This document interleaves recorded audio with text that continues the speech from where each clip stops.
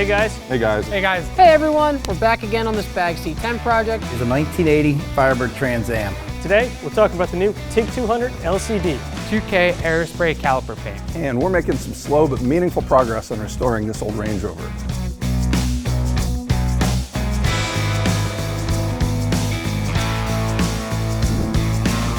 What we're going to show you now is how you can apply your filler. You can change everything, customize everything for your job. But what we're going to do now is actually cut back some of this metal. So what sealer will do is just give us a nice wet bed. So that way our brakes go back together and we won't have to clamp on our freshly painted caliper.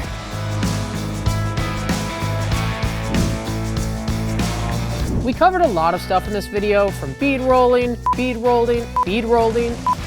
Well, that looks like shit. At least based on the production.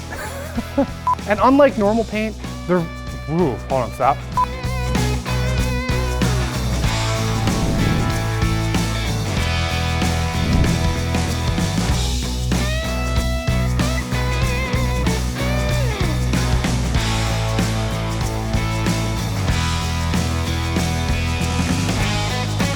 '23 was great. Wait till you see what we have for '24.